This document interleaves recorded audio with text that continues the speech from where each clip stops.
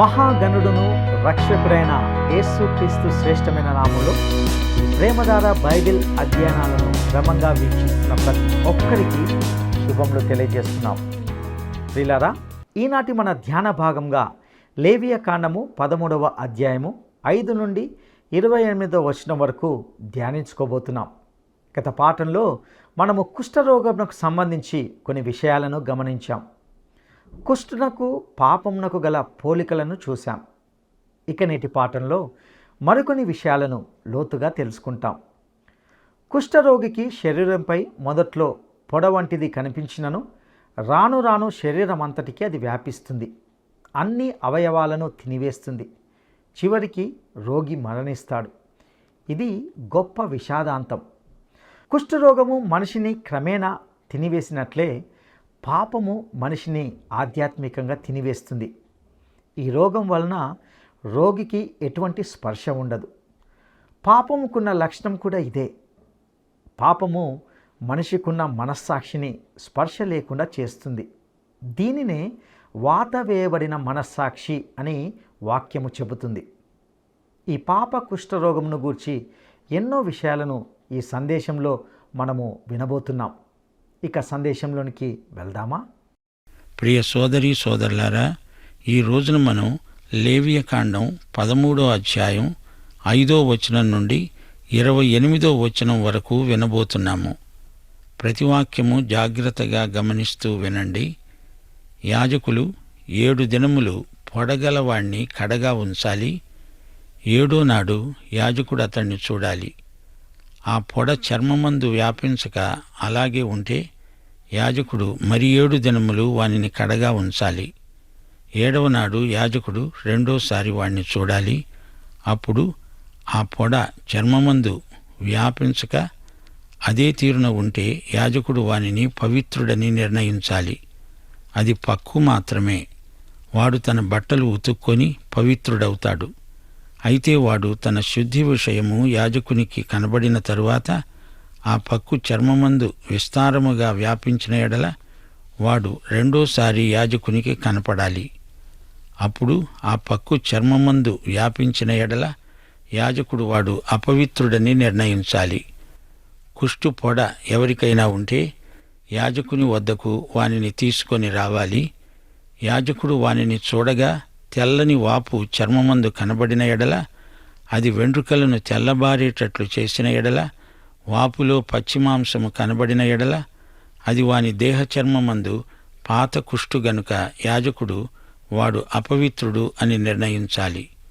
కుష్టు చర్మ వ్యాధి.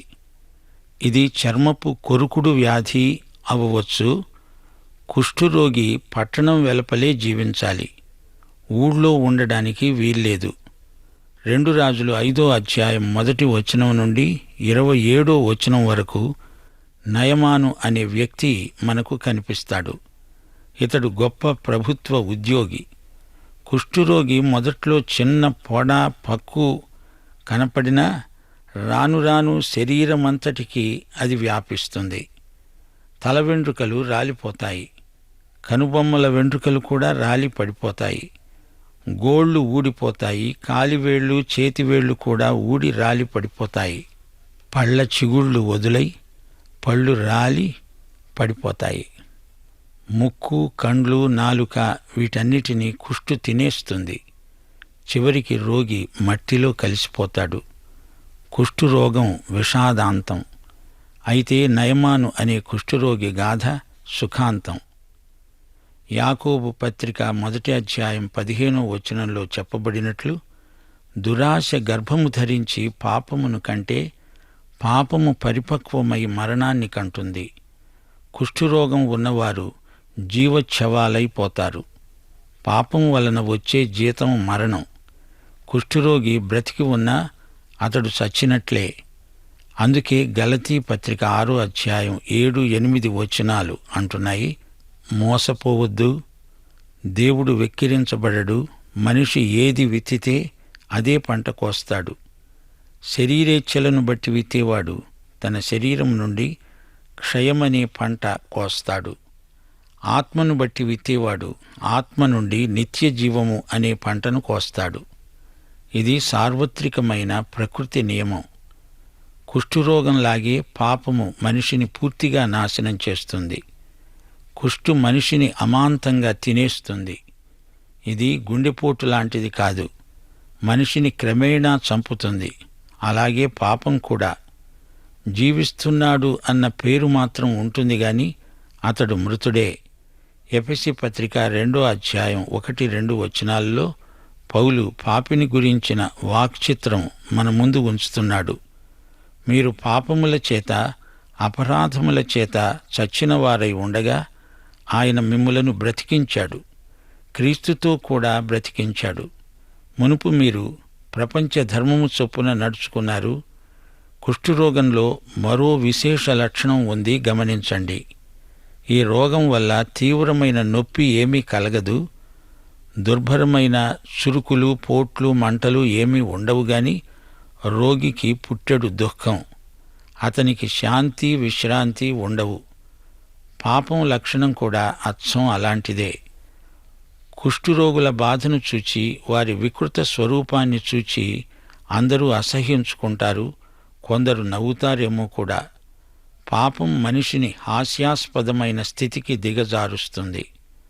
రాను రాను కుష్ఠురోగికి స్పర్శ జ్ఞానం పూర్తిగా నశిస్తుంది. ఎఫెసీ పత్రిక 4వ అధ్యాయం 19వ వచనం, వారు సిగ్గులేని వారై ఉండి నానావిధమైన అపవిత్రతను అత్యాశతో జరిగించుకోవడానికి తమను తామే కాముకత్వానికి అప్పగించుకున్నారు. కుష్ఠురోగికి ఒక విధమైన విషాద దృక్పథం అలవడుతుంది. 1 తిమోతి 4వ అధ్యాయం 2వ వచనంలో చెప్పబడినట్లు వీరు వాత వేయబడిన మనస్సాక్షి గల పాపులు. కొన్ని రకాల కుష్ఠురోగాలు వంశపారంపర్యంగా వస్తాయి అంటారు. దాని సంగతి ఎలా ఉన్నా పాపరోగం మాత్రం వంశపారంపర్యంగా వస్తుంది అనేది నగ్న సత్యం. పాపులు కనే సంతానం కూడా పాపులే. జనాభా వృద్ధి అవుతుంది అంటే పాపుల సంఖ్య వృద్ధి అవుతుంది అని గ్రహించాలి. విద్య చేత, నాగరికత చేత మానవ స్వభావం మారదు. యేసు తన స్వభావం నీకిచ్చి నీ పాప స్వభావాన్ని ఆయన తీసుకున్నాడు. కుష్ఠురోగిని దేవాలయంలోకి కూడా రానివ్వరు. దేవుడు మహాపరిశుద్ధుడు. ఆయన నీతికి, పరిశుద్ధతకు కర్త. వాటిని కొనసాగించగలవాడు కూడా. యెషయా 59వ అధ్యాయం 2వ వచనం ప్రకారం మీ పాపములు ఆయన ముఖాన్ని మీకు మరుగు చేశాయి గనుక ఆయన ఆలకింపక ఉన్నాడు. ప్రకటన 21వ అధ్యాయం 27వ వచనం, 22వ అధ్యాయం 15వ వచనం ప్రకారం నూతన యెరూషలేములోకి పాపి ప్రవేశించలేడు. అతని పాపములు క్షమించబడి అతని హృదయం యేసు రక్తముతో కడగబడి ఉంటేనే కాని అతడు పరమ యెరూషలేములో అడుగు పెట్టడానికి కూడా యోగ్యుడు కాడు. గొర్రెపిల్ల యొక్క జీవగ్రంథమందు వ్రాయబడిన వాడే దానిలో ప్రవేశిస్తాడు. గాని నిషిద్ధమైనది ఏదైనా, అసహ్యమైన దానిని జరిగించేవాడైనా దానిలోకి ప్రవేశింపనే ప్రవేశింపడు. కుక్కలు అనగా కుక్కబుద్ధి గలవారు, మాంత్రికులు, వ్యభిచారులు, నరహంతకులు, విగ్రహారాధికులు, అబద్ధమును ప్రేమించి జరిగించే ప్రతివాడు వెలుపలనే ఉండిపోతాడు. కుష్ఠురోగం పాపానికి సమగ్రమైన వస్తుపాఠం. యాజకుడు అతన్ని పరీక్షించి అతడు కుష్ఠురోగి అని బహిరంగ ప్రకటన చేయాలి. అలాగే మన పరమ వైద్యుడు మానవులను ఉద్దేశించి అంటున్నాడు, నీతిమంతుడు లేడు, ఒక్కడూ లేడు. మనుష్యులందరూ పాపము చేసి దేవుడనుగ్రహించే మహిమను పొందలేకపోతున్నారు. మనలను తన దగ్గరికి రమ్మని యేసు పిలుస్తున్నాడు. పాప కుష్ఠురోగిని ఆయన ముట్టి బాగు చేస్తాడు. అందుకే ఈ అధ్యాయానికి ఇంత పెద్ద ఉపోద్ఘాతం చెప్పవలసి వచ్చింది. పాప కుష్ఠును పసికట్టి పరమవైద్యుడైన యేసు యొద్దకు తేవాలి. ఆయన స్వస్థపరుస్తాడు. నిర్గమకాండం 34వ అధ్యాయం 6-7 వచనాలు, యెహోవా కనికరము, దయా, దీర్ఘశాంతము, విస్తారమైన కృపాసత్యములు గల దేవుడు. ఆయన 1000 మందికి కృపను చూపుతూ దోషమును, అపరాధమును, పాపమును క్షమిస్తాడు. గాని ఆయన ఏమాత్రమును దోషులను నిర్దోషులుగా ఎంచక 3-4 తరాల వరకు తండ్రుల దోషాన్ని కుమారుల మీదికి, కుమారుల మీదికి రప్పిస్తాడు. ఈ మాట పాత నిబంధనలోనిది అంటారా? కొత్త నిబంధన దేవుని దీర్ఘశాంతాన్ని గురించి ఏమంటోంది? 2 పేతురు 3:9 కొందరు ఆలస్యమని ఎంచుకుంటున్నట్లు ప్రభువు తన వాగ్దానమును గూర్చి ఆలస్యము చేసేవాడు కాడుగాని ఎవడూ నశించాలని ఇచ్చయింపక అందరూ మారుమనస్సు పొందాలని కోరుతూ మీ ఎడల దీర్ఘశాంతము గలవాడై ఉన్నాడు. రోగ నిర్ధారణకు ముందు యాజకుడు ఆ వ్యక్తిని 1 వారం రోజుల పాటు కడగా అనగా ప్రత్యేకంగా ఉంచుతాడు. అది కుష్టుగా కనపడవచ్చు, అయినా తొందరపడి నిర్ణయం చేయడు. దేవుడు కూడా పాపుల విషయమై ఎంతో దీర్ఘశాంతం వహిస్తున్నాడు. రోమాపత్రిక 11:32 అందరి ఎడల కరుణ చూపాలని దేవుడు అందరినీ అవిధేయతా స్థితిలో మూసివేసి బంధించి ఉన్నాడు. అవును, అంతిమ తీర్పు వరకు వారిని కడగా ఉంచాడు. దేవుడు వీరిని అటూ ఇటూ కదలనీయడు, వీరిని నిర్బంధంలో ఉంచాడు. సరే, ఇక్కడ యాజకుడు ఏమి చేశాడో చూచారా? 7 రోజుల తర్వాత ఆ వ్యక్తిని మళ్లీ పరీక్ష చేస్తాడు. రోగ లక్షణాలు ఇంకా తేటగా కనపడకపోతే మరో వారం పాటు ఆ వ్యక్తిని కడగా ఉంచుతాడు. తొందరపడి ప్రకటన చెయ్యడు. సోదరీ సోదరులారా, మనం దురుసుగా తొందరపడి తీర్మానాలు చేస్తాము, తీర్పు తీరుస్తాము. అది తప్పు. నిదానించాలి. 1 తిమోతి 5:19 2-3 సాక్షులు ఉంటేనే కాని పెద్దల మీద దోషారోపణ అంగీకరించవద్దు.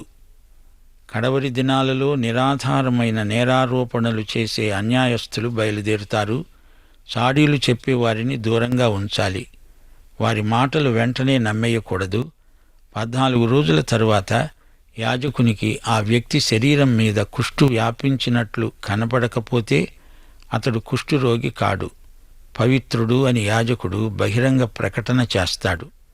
అప్పుడు విడుదల పొందిన వ్యక్తికి ఎంతో సంతోషం.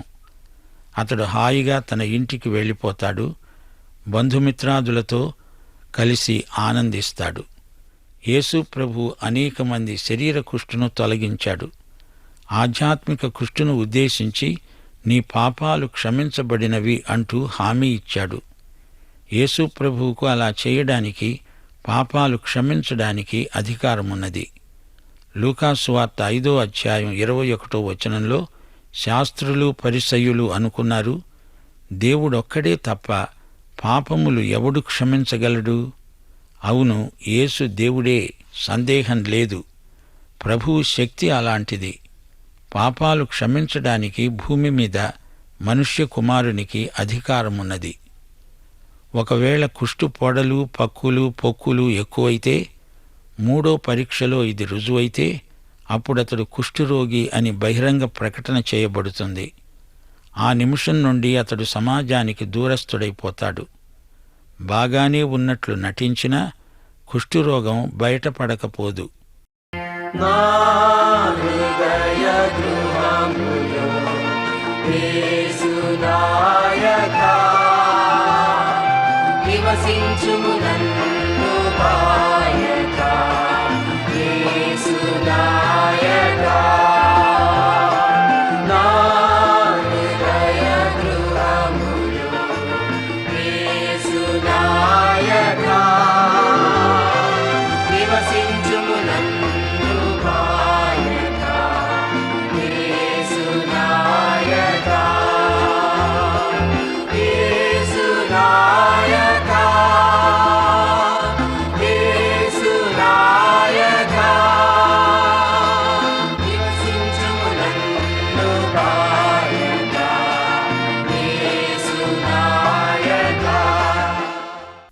ఒకటి యోహాను 2:19 వారు మనలో నుండి బయలు వెళ్ళారు కాని వారు మనకు సంబంధించిన వారు కారు. వారు మనకు సంబంధించిన వారైతే మనతో కూడా నిలిచి ఉంటారు. అయితే వారంతా మనకు సంబంధపడిన వారు కారని ప్రత్యక్షపరచబడేటట్లు వారు బయలు వెళ్ళారు. 2 పేతురు 2:22 భక్తుడు ఆధ్యాత్మిక కుష్ఠురోగులు ఎలా ఉంటారో వర్ణిస్తూ అన్నాడు, కుక్క తన వాంతికి తిరిగినట్లు, కడగబడిన పంది బురదలో దొర్లటానికి మళ్ళినట్లు అనే నిజమైన సామెత చొప్పున సంభవించింది. అనగా వీరు అపవిత్రులు, అవినీతిపరులు, ఆధ్యాత్మిక కుష్ఠురోగులు. అది బహుకాలము నుండి ఉన్న కుష్ఠురోగమైతే కడగా ఉంచవలసిన అవసరం లేదు. అతడు కుష్ఠురోగి అనడంలో సందేహం లేదు. కొందరు బరితెగిన పాపులున్నారు. వీరు పాపములో జీవిస్తున్నారని అందరికీ తెలుసు. హంతకులు, దొంగలు, త్రాగుబోతులు బహిరంగంగా తాగుతారు. వారిని ఎవరైనా ఏమైనా అంటే దౌర్జన్యంగా వారి మీద పడి కొడతారు. ఇటివారు పాపానికి దాసులు. ఏదో అద్భుతము జరిగి ప్రభు కృపచేత వీరు బాగుపడాలే కాని ఏ మానవ మాత్రుడు వీరికి సహాయం చేయలేడు. కొందరు అతి నాగరికులైన క్రైస్తవులున్నారు. వీరు సంఘ సభ్యులుగా చలామణి అవుతారు. కాని వీరు రక్షణ పొందినవారు కారు. ఆ మాట ఎవరైనా అంటే ఊరుకోరు. ఇలాంటి వ్యక్తులను సంస్కరించడం అసాధ్యం. ఆధ్యాత్మిక కుష్ఠరోగులు సంఘాలలో కొందరు ఉండవచ్చునేమో. సోదరుడా, సోదరి, కుష్ఠరోగము ఎంత భయంకరమైందో చూచారా? ఇప్పుడు 14వ వచనము నుండి విందాము. అతని ఒంట్లో పచ్చి మాంసము కనపడే దినాన వాడు అపవిత్రుడు. ఆ యాజకుడు ఆ పచ్చి మాంసమును చూచి వాడు అపవిత్రుడని నిర్ణయించాలి. ఆ పచ్చి మాంసము అపవిత్రమే. అది కుష్టు అయితే ఆ పచ్చి మాంసము ఆరి తెల్లబారిన ఎడల వాడు యాజకుని వద్దకు రావాలి. యాజకుడు వానిని చూడగా ఆ పొడ తెల్లబారిన ఎడల యాజకుడు ఆ పొడ పవిత్రమని నిర్ణయించాలి. అప్పుడు వాడు పవిత్రుడు. గమనించాలి, మరో రకపు కుష్టు ఇక్కడ వర్ణించబడింది. శరీరమంతా ఇది వ్యాపించినా అదేమంత ప్రమాదకరమైనది కాదు. చర్మము తెల్లబడితే అతడు పవిత్రుడు అని చెప్పవచ్చు. రక్షించబడలేనంత పాపి ఎవడూ ఉండడు. యెషయా 1:5 నిత్యము తిరుగుబాటు చేస్తూ మీరెందుకు ఇంకా కొట్టబడుతున్నారు? ప్రతివాడు నడినెత్తిన వ్యాధి కలిగి ఉన్నాడు. ప్రతివాని గుండె బలహీనమైనది. ఈ మాటలు అంటూ పరమవైద్యుడు పిలుస్తున్నాడు. యెషయా 1:18 రండి, మనము వివాదము తీర్చుకుందాము. మీ పాపములు రక్తము వలె ఎర్రనివైనా అవి హిమము వలె తెల్లబడతాయి. కెంపు వలె ఎర్రనివైనా అవి హిమము వలె తెల్లనివవుతాయి. గమనించాలి, కుష్ఠరోగానికి గుర్తు శరీరమందు పచ్చి పుండ్లు, పచ్చి మాంసము. ఆదికాండం 6:12 ఏమంటోంది? భూమి మీద సమస్త శరీరులు తమ మార్గమును చెరిపివేసుకున్నారు. శరీరం మంచిది కాదు. శరీరము కేవలం నిష్ప్రయోజనమైనది. యోహాను సువార్త 6:63 అపొస్తలుడైన పౌలు రోమాపత్రిక 7:18 తిరిగి 1 కొరింథీ 1:29 15 అంటున్నాడు, నా యందు అనగా నా శరీరమందు మంచిది ఏదీ నివసింపదని నేనెరుగుదును. ఏ శరీరీ దేవుని ఎదుట అతిశయించడానికి ఆస్కారం లేదు. రక్తమాంసములు దేవుని రాజ్యమును స్వతంత్రించుకొననేరవు. ఎఫెసీ పత్రిక 2:3 శరీరము యొక్క, మనస్సు యొక్క కోరికలను పూర్వం మనం నెరవేర్చుకున్నాము. మన శరీరాశలను అనుసరించి మునుపు ప్రవర్తించాము. దైవోగ్రతకు పాత్రులమై ఉన్నాము. ఫిలిప్పీ పత్రిక 3:3 శరీరమును ఆస్పదము చేసుకొనక దేవుని యొక్క ఆత్మ వలన ఆరాధించాలి. యూదా 23 శరీర సంబంధమైన వారి అపవిత్ర ప్రవర్తనకు ఏమాత్రము ఒప్పుకొనకూడదు. కుష్ఠురోగం విషయంలో పచ్చి మాంసము అన్నప్పుడు అది పాత స్వభావము అని గుర్తించాలి. దీనికి శిలువయందు శిక్ష విధించబడింది. విశ్వాసియందు శరీరానుసారమైన మనస్సు కనపడితే దేవుడు దానికి తీర్పు తీరుస్తాడు. శరీరానుసారమైన మనస్సు దేవుణ్ణి సంతోషపెట్టజాలదు. విశ్వాసియందు పరిశుద్ధాత్మ ఉత్పత్తి చేసేది ఏదో అదే దేవునికి ఆమోదయోగ్యమైంది. 18వ వచనం, అతని దేహ చర్మమందు పుండు పుట్టి మానిన తరువాత ఆ పుండు ఉండిన చోట తెల్లని వాపుగాని తెలుపుతో కూడిన ఎరుపు రంగు గల పొడగాని నిగనిగలాడే తెల్లని పొడగాని పుట్టిన ఎడల యాజకునికి దానిని కనపరచాలి.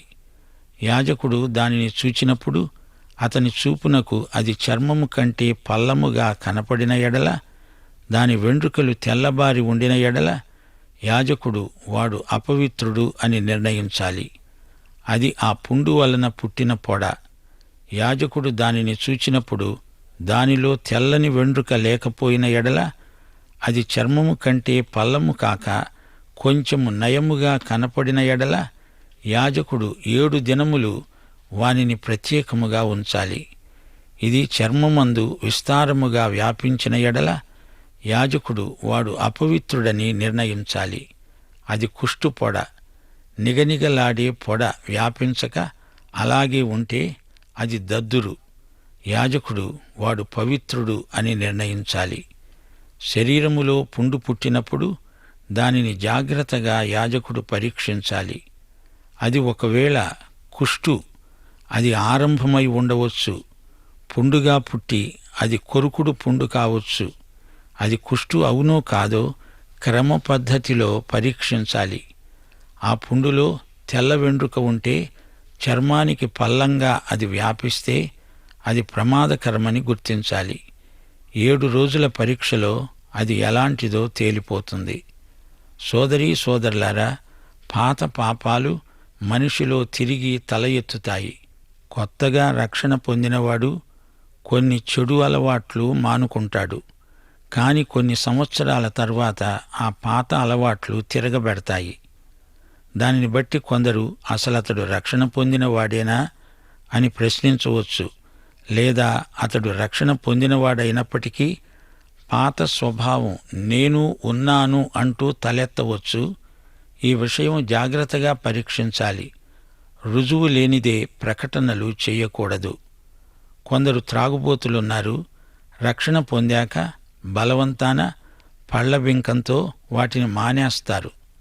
ఆ వ్యక్తిని మనం విమర్శించి ఎండగట్టవచ్చు. కాని దానివల్ల అతనికి మేలేమీ జరగదు. అతని స్థితిని జాగ్రత్తగా పరిశోధించాలి. అతనిలోని ఆధ్యాత్మిక కుష్టు నిజమైనదా కాదా పరీక్షించాలి. ఆ కుష్టుకు చికిత్సను సూచించాలి. అతనికి ఒక రక్షకుడు ఉన్నాడు. అతడు రక్షకుని వైపు మరలాలి. అంతేకాని అతన్ని విమర్శించి నిలువు కోత కోసినంత మాత్రాన ఎట్టి ప్రయోజనము ఉండబోదు. అది ఆధ్యాత్మిక సంప్రదింపు కానే కాదు. యేసు క్షమాపణను అతనికి పరిచయం చేయాలి. అంతేగాని పరుషంగా అతన్ని విమర్శించకూడదు. 24వ వచనము నుండి, దద్దురు కలిగిన దేహ చర్మమందు ఆ వాత ఎర్రగానే కాని తెల్లగానే కాని నిగనిగలాడే తెల్లని మచ్చగానే కాని ఉండిన ఎడల దానిని యాజకుడు చూడాలి. నిగనిగలాడే ఆ మచ్చలోని వెంట్రుకలు తెల్లబారిన ఎడల, అది చర్మము కంటే పల్లముగా కనబడిన ఎడల అది ఆ వాత వలన పుట్టిన కుష్టుపోడ. యాజకుడు వాడు అపవిత్రుడు అని నిర్ణయించాలి. అది కుష్టు.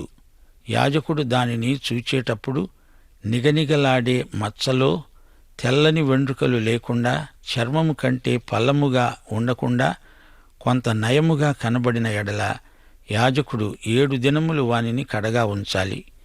7వ రోజు యాజకుడు వానిని చూచినప్పుడు అది వాని చర్మమందు విస్తారముగా వ్యాపించిన ఎడల వాడు అపవిత్రుడని నిర్ణయించాలి. అది కుష్ఠే. అయితే నిగనిగలాడే మచ్చ చర్మమందు వ్యాపించక ఆ చోటనే ఉండి కొంచెము నయముగా కనబడిన ఎడల అది వాతపు వాపే. వాడు పవిత్రుడని యాజకుడు నిర్ణయించాలి. అది వాతపు మంట. ఈ రకపు కుష్టులో గాయం విపరీతమైన మంట పుడుతుంది. ఆ మంటను బట్టి కుష్ఠురోగ నిర్ధారణ చేయడం కష్టం. ఆ మంట మరో కారణం చేత కలగవచ్చు. అంటురోగ క్రిమి వల్ల జ్వరం వస్తే అలాగే మంట కలగవచ్చు. అయితే అందులో నుండి కుష్ఠు లక్షణాలు ఏర్పడవచ్చు. సోదరీ సోదరులారా, గమనించారా? బైబిల్ స్పష్టంగా చెబుతున్నది, శరీర స్వభావాన్ని, శరీరానుసారమైన మనస్సును జాగ్రత్తగా పరీక్షించాలి. రోమాపత్రిక 6వ అధ్యాయం 19వ వచనంలో అపొస్తలుడైన పౌలు అంటున్నాడు, మీ శరీర బలహీనతను బట్టి మనుష్యరీతిగా మాట్లాడుతున్నాను. ఏమనగా, అక్రమము చేయుటకై అపవిత్రతకు, అక్రమమునకు మీ అవయవములను దాసులుగా ఎలాగు అప్పగించారో అలాగే పరిశుద్ధత కలుగుటకై ఇప్పుడు మీ అవయవములను నీతికి దాసులుగా అప్పగించండి. మరో చోట పౌలు అన్నాడు, 1 కొరింథీ 9వ అధ్యాయం 27వ వచనం, గాలిని కొట్టినట్లు నేను పోట్లాడడం లేదు గాని ఒకవేళ ఇతరులకు ప్రకటించిన తరువాత నేనే భ్రష్టుణ్ణైపోతానేమో అని నా శరీరమును నలుగగొట్టి దానిని వశపరుచుకుంటున్నాను. సోదరీ సోదరులారా, శరీర సంబంధమైన మనస్సు దేవునికి విరోధం. ఈ మనస్సు మీద మొటిమలు లేస్తాయి. వాటిని జాగ్రత్తగా గమనించండి, పసికట్టండి. శరీరానుసారమైన మనస్సు దేవునికి విరోధం. దానిని మనము సమర్థించకూడదు. ప్రియులారా, ఇంతవరకు మనము కుష్ఠరోగంనకు సంబంధించి అనేక విషయాలను గమనించాం. కుష్ఠునకు పాపంనకు ఎంతో దగ్గరి పోలికలను చూశాం. కుష్ఠరోగికి శరీరంపై మొదట్లో పొడ కనిపించినను రాను రాను శరీరం అంతటికి అది వ్యాపిస్తుందని, అది అన్ని అవయవాలను తినివేస్తుందని, చివరికి రోగి మరణిస్తాడని తెలుసుకున్నాం. కుష్ఠరోగము మనిషిని క్రమేణా తినివేసినట్లే పాపము మనిషిని ఆధ్యాత్మికంగా తినివేస్తుంది. ఈ రోగం వలన రోగికి ఎటువంటి నొప్పి ఉండదు, మంట ఉండదు, స్పర్శ ఉండదు. పాపంకున్న లక్షణం కూడా ఇదే అని విన్నాం. పాపము మనిషికున్న మనస్సాక్షిని స్పర్శ లేకుండా చేస్తుంది. దీనినే వాత వేయబడిన మనస్సాక్షి అని వాక్యం చెబుతుంది. ప్రియ సహోదరుడా, సహోదరి, ఈ పాప కుష్ఠరోగంను పసిగట్టే పరమ వైద్యుడైన యేసు వద్దకు మనం రావాలి. ఆయన స్వస్థపరుస్తాడు. దేవుడు పాపం చేయవారి విషయంలో ఎంతో దీర్ఘశాంతము వహించుచున్నాడు. పాపులను క్షమించడానికి యేసుక్రీస్తుకు సంపూర్ణ అధికారం కలదని మనం గ్రహించాలి. బాగానే ఉన్నట్టు నటించిన కుష్ఠవ్యాధి బయటపడకపోదు. నేటి సంఘంలో రక్షణ పొందని అతి నాగరికులైన సంఘ సభ్యులు కూడా ఉన్నారు. వీరు ఆధ్యాత్మికంగా కుష్ఠవ్యాధి గలవారిగా ఉంటున్నారు. కుష్ఠవ్యాధి యొక్క లక్షణములు పచ్చి పండ్లు, పచ్చి మాంసం. ఈ పచ్చి మాంసం మన ప్రాచీన స్వభావానికి గుర్తుగా ఉంటున్నది. పాత పాపాలు మనిషిలో తిరిగి తలబెడతాయి. రక్షణ పొందిన వ్యక్తిలో పాత స్వభావములు తలెత్తే అవకాశం ఉంది. ప్రియులారా, శరీర స్వభావాన్ని, శరీర మనసును జాగ్రత్తగా పరీక్షించాలి. మన అవయవములను నీతికి దాసులుగా అప్పగించుతాం. అట్టి కృప దేవుడు మనకు దయచేయునుగాక. దైవాశీస్సులు.